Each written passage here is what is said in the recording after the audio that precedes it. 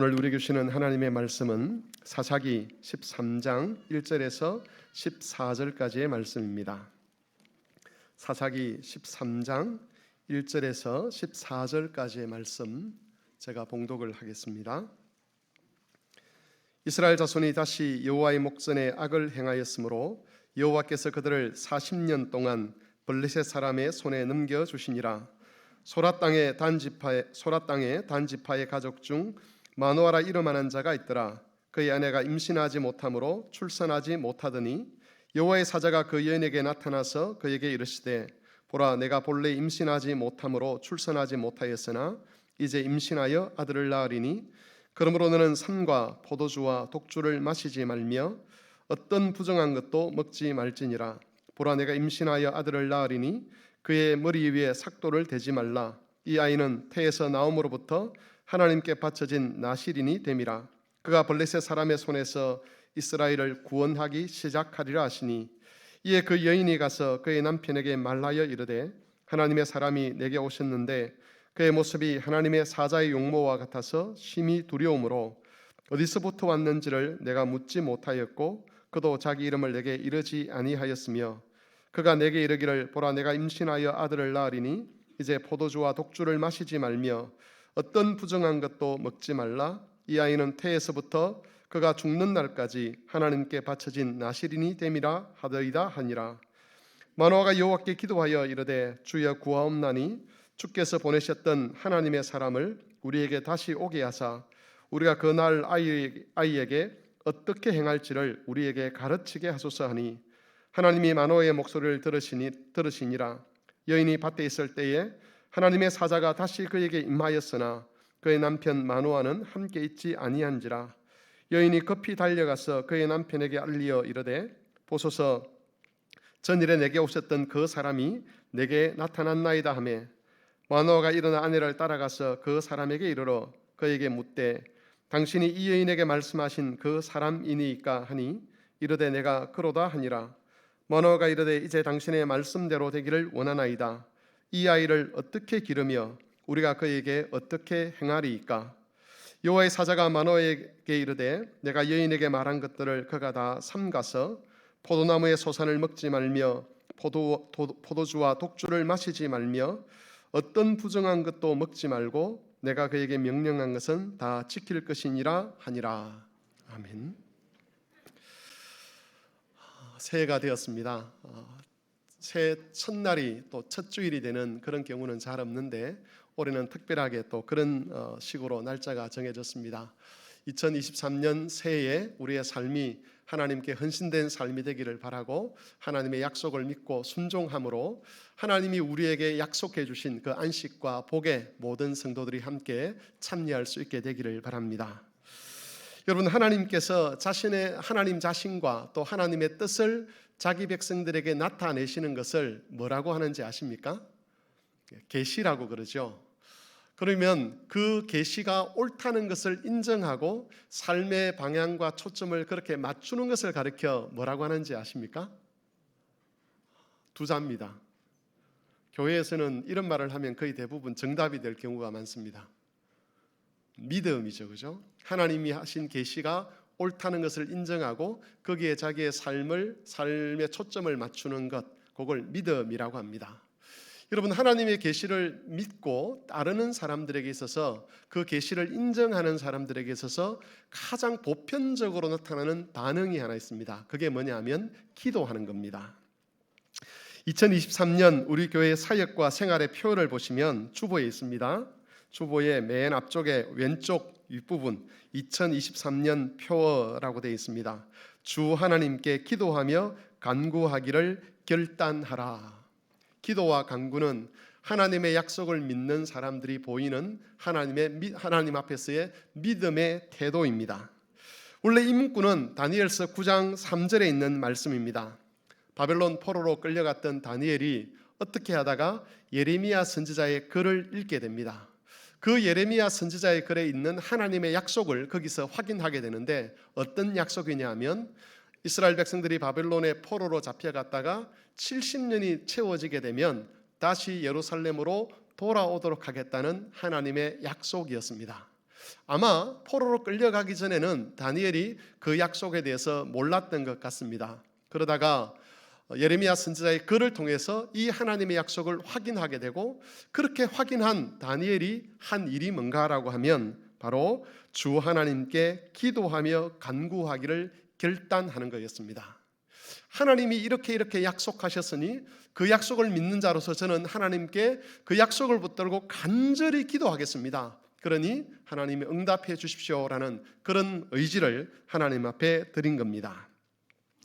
2023년 이제 코로나를 우리가 벗어나면서 다시 한번 하나님 앞에서 우리가 받은 약속이 무엇인지를 살펴보고, 그 하나님의 뜻 앞에서 우리 믿음의 선조들이 그랬던 것처럼 우리도 기도하며 간구하는 사람이 되자는 그런 의미에서 이렇게 표 말씀을 정했습니다. 항상 말씀을 드리는 것이지만 한 해에 표를 정한다는 것은 그것만 하자는 뜻이 결코 아니지요. 우리는 평소대로 그리스도인들에게 요구되는 일상의 삶을 살아가야 합니다. 기도하고 간구하는 것 외에도 경건한 백성이 되기 위해서 해야 될 것들, 그것들을 성실히 해 가야만 합니다. 그러면서도 어떤 시대적인 상황이나 과제 앞에서 특별히 우리가 신경 써야 될 것이 무엇인지를 생각해 보자는 그런 뜻에서 표를 정하는 것입니다. 그래서 2023년 한 해를 살면서 이 기도하며 간구하기를 결단했던 그 믿음의 선조들의 삶을 우리의 지침으로 삼고 살아가 보자는 그런 뜻을 기억하시고 2023년 한 해 그런 삶의 모습들을 본받아가는 그런 우리들이 되었으면 좋겠습니다. 오늘 우리가 묵상할 말씀은 사사기 13장에 기록된 삼손의 출생과 관련된 말씀입니다.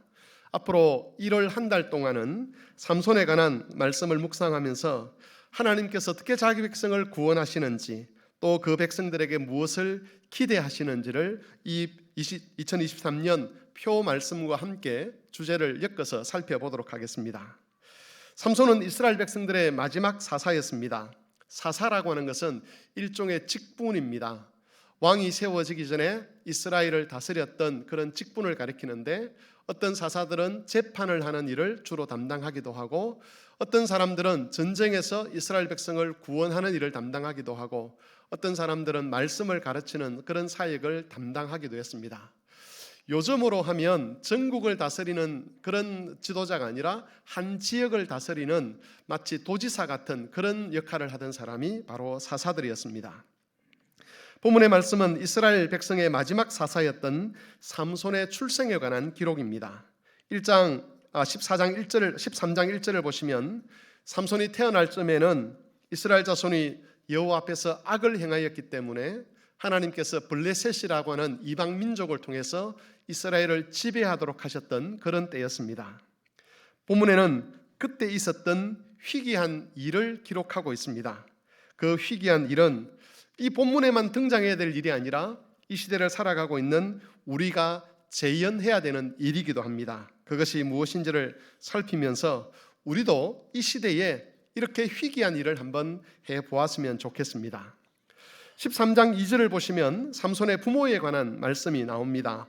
소라 땅 단 지파의 가족 중에서 마노아라 이름하는 자가 있더라. 여러분, 여기에 첫 번째 희귀한 일이 있습니다. 그것은 소라 땅에 단 지파의 한 가족이 살고 있었다는 이 말씀입니다.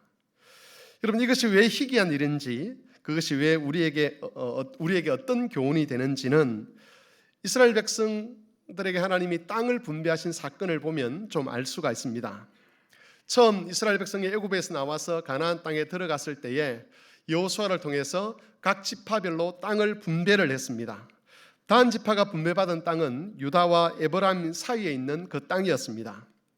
하나님은 땅을 분배하신 후에 하나님의 약속을 믿고 각 지파별로 그 땅에 살고 있는 원주민들과 싸워서 그 땅을 차지하라라고 그렇게 말씀을 하셨습니다. 그 땅의 원주민들과 전쟁을 해야 되는 이유는 그 땅 사람들이 악하기 때문에 이 이스라엘 백성들을 통해서 하나님의 심판을 대행하도록 하신 것이지요. 그래서 그 땅의 원주민들과 싸워서 그 땅을 차지하라고 명령을 하신 겁니다. 이런 하나님의 말씀에 적극적으로 순종했던 인물이 갈렙이었습니다. 갈렙은 하나님의 약속의 말씀, 내가 너희와 반드시 함께하고 그 땅을 차지하도록 하겠다는 하나님의 말씀을 믿고 전쟁을 했고 아낙 자손, 거인 자손인 그 헤브론 사람들과 전쟁을 해서 결국 그 땅을 차지하게 됩니다. 하지만 이 갈렙과 달리 대부분 이스라엘 지파들은 하나님이 주신 땅을 온전히 차지하지 못했습니다. 사사기 1장에 보면 이스라엘 백성들이 그들을 다 쫓아내지 못했기 때문에 그 땅 백성들이 결심하고 그곳에 머물러서 이스라엘 백성들과 함께 살게 되고, 나중에는 이 남아있는 이방 민족들 때문에 이스라엘 백성들이 큰 고통을 당하는 이야기가 기록되어 있습니다. 12지파 중에서도 단 지파의 형편이 가장 좋지 않았습니다. 다른 지파들에 관한 기록을 보면 대체로 이런 식으로 기록되어 있습니다. 그들이 가나안 사람을 다 쫓아내지 못하였으니 쫓아내었으나 어디는 쫓아내지 못하였다, 이런 식으로 기록이 되어 있습니다. 그런데 단 지파에 대해서 기록을 할 때는 주어가 달라집니다. 1장 34절에 보면 이렇게 되어 있습니다. 아모리 족속이 단 자손을 산지로 몰아넣고 골짜기에 내려오기를 용납하지 아니하였으니, 다른 지파들에 관해서 기록을 할 때는 그 지파가 주인공이었습니다. 주어였습니다. 그들이 쫓아내었으나 어디는 쫓아내지 못했다, 이렇게 기록되어 있는데 단 지파만은 처음부터 주어가 이방 민족이 됩니다. 아모리 족속이 단 자손을 산지로 몰아넣고 골짜기에 내려오기를 용납하지 아니하였다. 그러니까 전혀 땅을 차지하지 못했다는 그런 뜻입니다. 그래서 이 단 지파가 결국 어떤 선택을 하느냐 하면 그 땅을 떠나는 것을 선택을 하게 됩니다. 지도를 한번 보여주십시오. 화면 지도를 보시면 지도가 잘렸네요. 지금 1번이라고 기록되어 있는 저기가 원래 이스라엘 백성들이 분배받은 땅이었습니다. 근데 저기서 아모리 족속과 전쟁을 해서 땅을 차지해야 되는데 전쟁하기를 두려워하게 되고 쫓겨나게 됩니다. 산지로 쫓겨나서 어떤 선택을 했느냐 하면, 여기서는 우리가 못 살겠다라고 해서 이주를 해가는데, 어디로 이주를 해가느냐 하면 북쪽으로 이주를 해갑니다. 위쪽도 좀 보여줄 수 있나요? 우리 기술상 안 됩니까? 저 위쪽 가나안 땅 위쪽으로 올라가게 되는데, 그냥 올라가는 것만이 아니라 우상을 하나 데리고 올라갑니다. 그리고 아론 자손만이 제사장이 될 수 있는데 아론 자손이 아닌 레위 자손 중에 한 사람을 제사장으로 세우고 거기서 독자적으로, 이 땅이 나오네요. 저기 2번으로 기록된 저기까지 올라갑니다. 저기 가서 자기들끼리 독자적으로 제사장을 세우고 독자적으로 예배를 드리다가 어느 순간인가 이스라엘 역사에서 단 지파는 사라져 버립니다. 우스갯소리지만 우리나라의 어떤 사람은 우리 민족이 정말 대단한 민족이다라는 것을 소개하기 위해서 우리가 당군의 자손인데 아마 저 단 지파가 한반도까지 흘러와서 우리가 당군의 자손이 되었을 것이다 라고 그렇게 주장하는 정말 말도 안 되는 이야기를 하는 사람들이 있습니다. 혹시 그런 유튜브를 보시는 분이 있으면 이 사람 강의는 안 듣는 게 좋겠다 해서 아예 그 사람의 강의를 꺼버리시기를 바랍니다. 어쨌든 여러분, 단 지파가 이렇게 북쪽으로 이사를 간 것은 사사시대 초기였습니다. 성경에 보면 삼손 이야기 다음에 단 지파 이야기가 나오는데, 성경에는 그렇게 기록되어 있지만 역사적 순서를 보면 단 지파가 위쪽으로 이주를 한 것은 사사시대 초기이고 삼손의 이야기는 사사시대 말기의 이야기입니다. 여러분, 그런데 본문에 보시면 단 지파 사람이 여전히 소라 땅에 살고 있다는 기록이 나옵니다. 이 소라 땅이 어디냐 하면 단 지파가 처음 하나님으로부터 분배받았던 바로 그 지역이었습니다. 여러분, 이것이 그 당시에는 희귀한 일이었습니다. 일반적인 사람의 눈으로 보았을 때는 이해가 되지 않는 것이지요.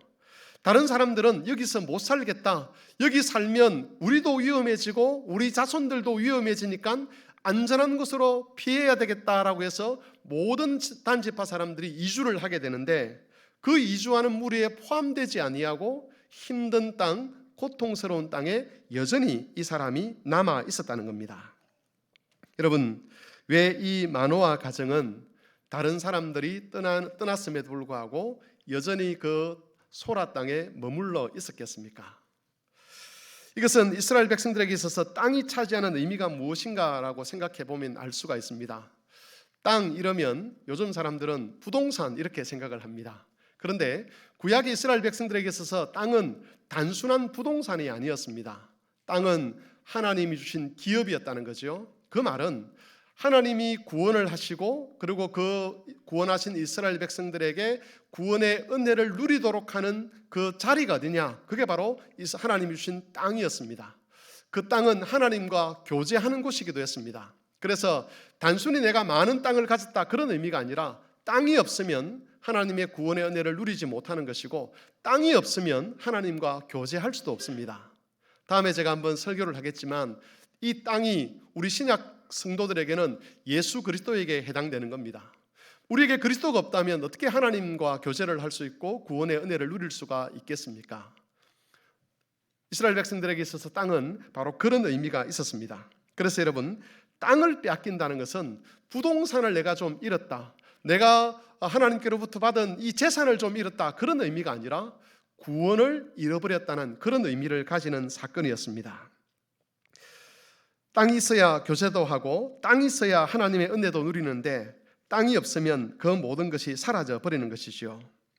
단지파는 하나님이 기업으로 주신 바로 그런 의미의 땅을 포기를 해버린 것입니다. 그것은 하나님의 구원을 포기한 것과 다름이 없는 사건이었습니다.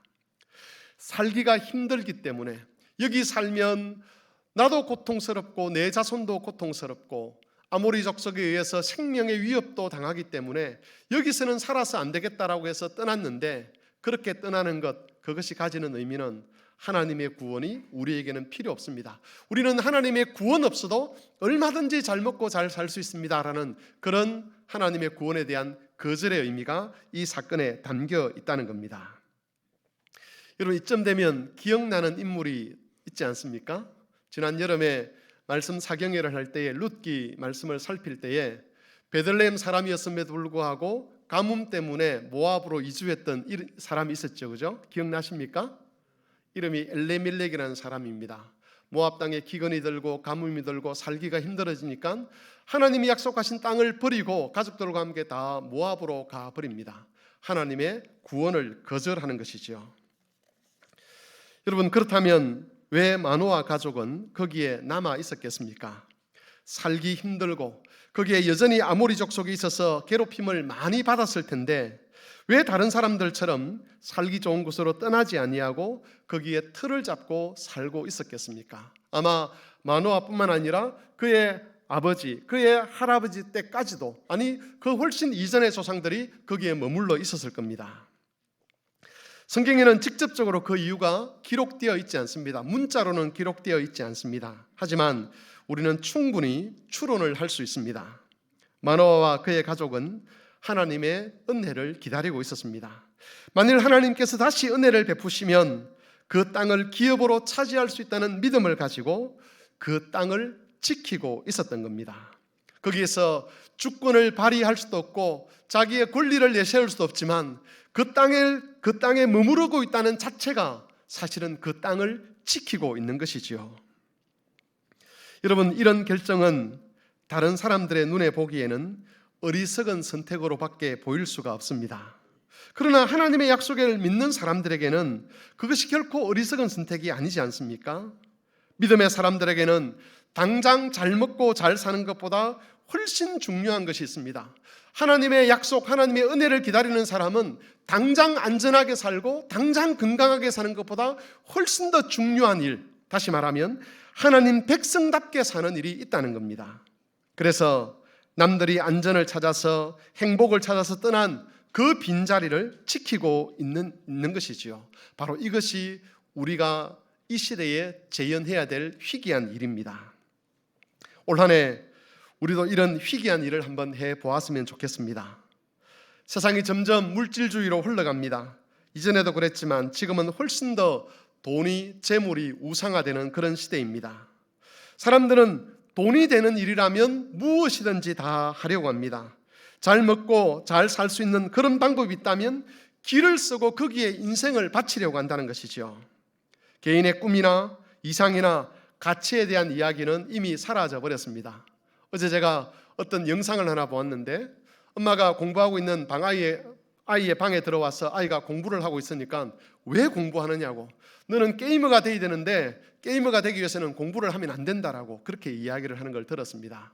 너희 아빠는 서울대 나와가지고 판사가 되어서 겨우 월급쟁이 하는데 너는 그런 식으로 살면 안 돼. 넌 돈을 벌어야 돼. 뭐 그런 식으로 공부하는 아이를 꾸짖는 그런 재미있는 영상이 있었습니다. 돈을 벌 수 있는 일, 부자가 되는 일, 그것이 가장 중요한 일이 되고 말았습니다. 그리고 그런 세상의 풍조가 교회 안에도 흘러 들어왔습니다. 그래서 교회 안에서도 돈과 재물은 가장 힘이 있는 그런 개체가 되고 말았습니다. 하나님의 뜻도, 하나님의 비전도, 하나님 나라에 대한 헌신도, 이런 것들이 돈을 숭배하는 그 풍조 앞에서 힘없이 무너져 내린다는 것이지요. 마치 단지파가 잘 먹고 잘 살기 위해서 기업으로 받은 그 땅을 버리듯이 세상에서 성공하는 사람이 되기 위해서 하나님의 뜻도 버리고 교회에 대한 비전도 버리고 하나님의 비전도 버리고 헌신과 수고도 버리는 그런 일들이 아무렇지도 않게 이 시대에 나타나고 있습니다. 여러분, 이런 풍조 속에서 하나님의 약속을 떠올리면서 그 약속하신 말씀 때문에 무엇인가를 결정하는 일은 사람들의 보기에 어리석게 여겨집니다.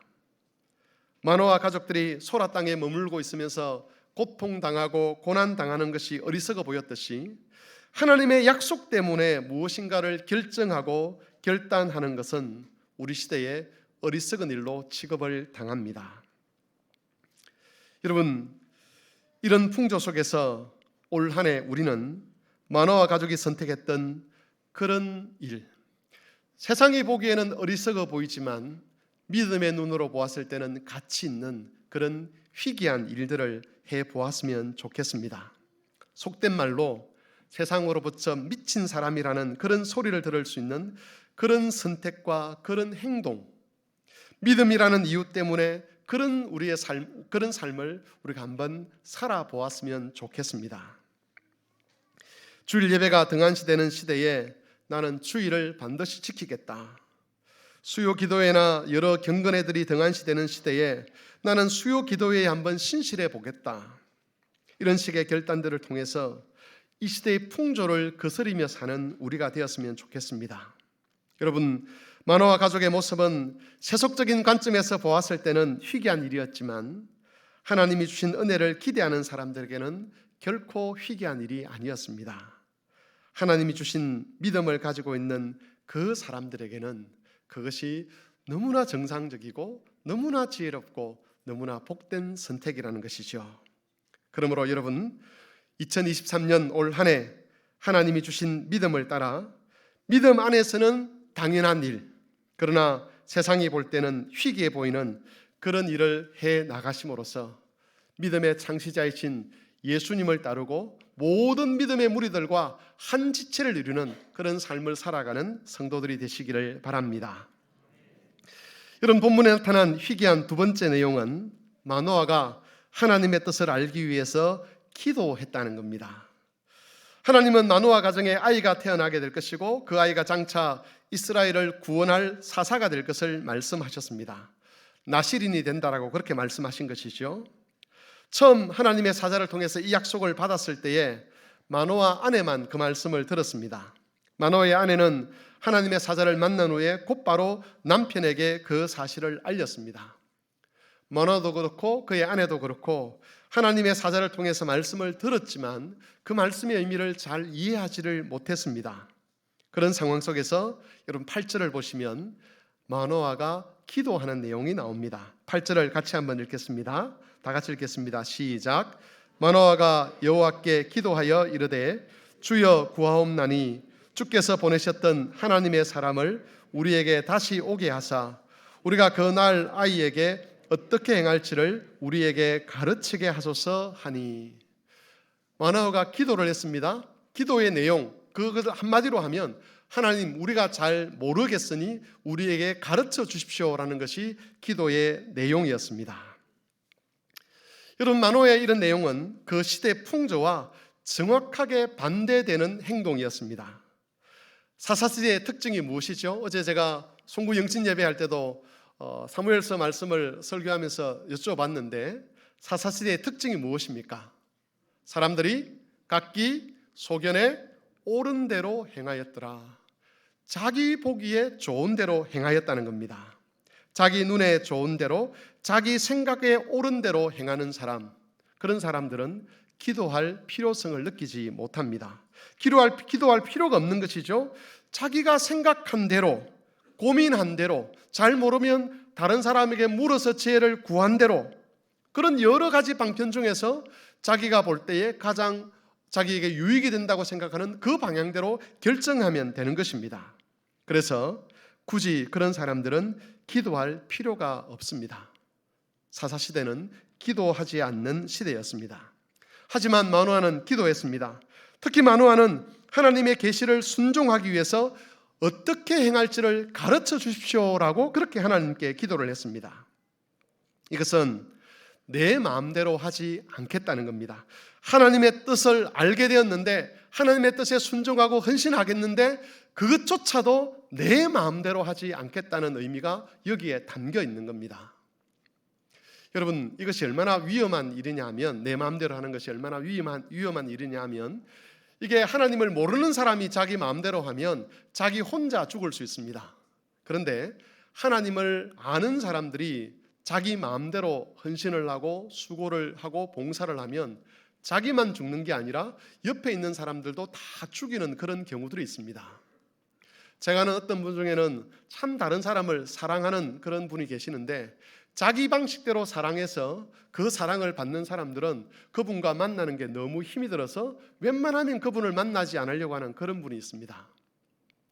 자기는 온 마음을 다해서 온 뜻을 다해서 사랑을 나타내는데 그 사랑의 대상이 되고 나면 힘이 드는 거예요. 그래서 그 사람을 피해 가려고 합니다. 왜냐하면 자기 뜻대로 사랑하기 때문에 그렇습니다.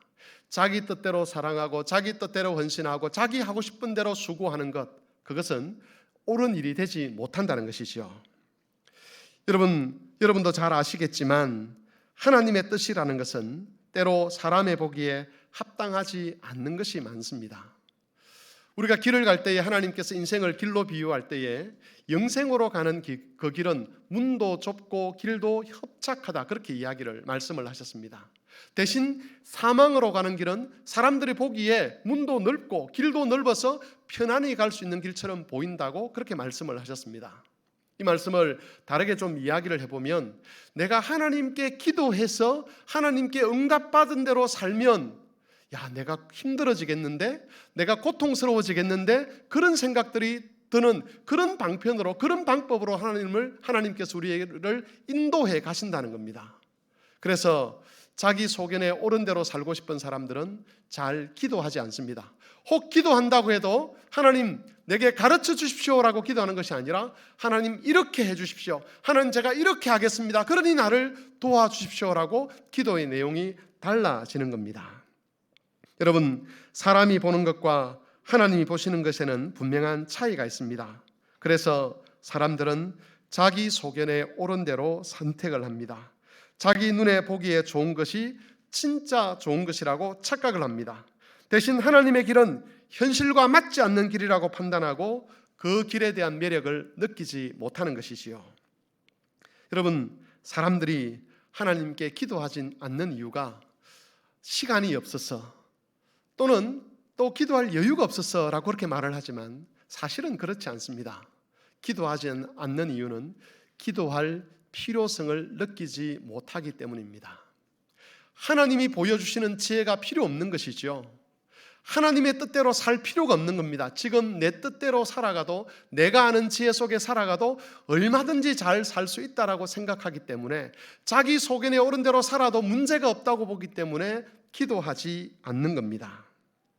그런데 마노아는 하나님의 뜻을 구하며 기도합니다. 자기 마음대로 하지 아니하고 하나님의 뜻대로 행할 것인데, 그러기 위해서 하나님의 뜻을 알려달라고 기도합니다. 여러분, 이것은 우리의 본성을 거스르는 일입니다. 이것은 사람의 기본적인 성향과 반대가 되는 일이라는 것이죠. 여러분, 기도는 절대로 저절로 되지 않습니다. 기도를 하기 위해서는 본성을 거슬러 올라가야만 합니다. 자기 소견에 옳은 대로 살고 싶은 이 본성, 기도를 하기 위해서는 자기 눈을, 자기의 판단을 부인할 수 있어야 합니다. 기도를 하기 위해서는 자기 생각을 부인해야 되고 자기의 욕망을 부인해야만 합니다. 자기의 경험도 자기의 지식도 다 부인해야만 기도할 수 있습니다. 그래서 여러분, 기도하는 일은, 정말 바르게 기도하는 일은 희귀한 일일 수밖에 없습니다. 주위 사람들이 다 자기 소견에 오른 대로 그런 소견대로 살아가는 그런 사사시대에는 더욱더 기도하는 것이 희귀했습니다. 또한 지금 다원주의가 인정을 받고 개인의 인격만이 절대적 기준으로 인정되는, 취급되는 이런 시대에 모든 것에 있어서 내가 제일 중요하다고 가르치는 이런 시대 풍조 속에서도 기도하는 일은 희귀한 일이 될 수밖에 없습니다. 성도 여러분, 올 한 해 우리가 이런 희귀한 일을 한번 해보았으면 좋겠습니다. 모든 것을 자기 중심적으로 해석하고 자기가 제일 중요하고 자기 생각이 제일 옳고 자기 가족이 제일 중요하다고 여기는 이런 시대에 하나님의 뜻이 가장 중요합니다. 하나님의 뜻이 가장 선합니다. 하나님의 뜻이 이루어지는 것이야말로 진짜 복입니다 라고 인정하고 기도하는 자리에 나아가는 저와 여러분이 되었으면 좋겠습니다. 하나님께서 마노아와 그의 가족을 통해서 이스라엘 백성을 구원하는 일을 시작하셨습니다. 아무리 세상이 타락하고 시대가 아무래도 하나님의 뜻을 묻고 기도하는 백성이 있으면 그 교회도 그 사회도 빛이 비칠 수밖에 없는 것이지요. 말씀을 정리하겠습니다. 2023년 새해라는 시간의 마디를 우리가 지나고 있습니다. 이런 시간의 마디를 통해서 우리가 하나님 백성으로서 믿음을 따라 살고 있는지 아니면 세상의 풍조를 따라 살고 있는지를 점검하는 것은 아주 지혜로운 일입니다. 믿음을 따라 사는 그 길은 비록 세상이 볼 때는 희귀한 일이지만 경건한 무리들에게는 절대로 희귀한 일이 아닙니다. 왜냐하면 믿음은 믿음의 창시자이신 예수님에게 연합되는 것이기 때문에 그렇습니다.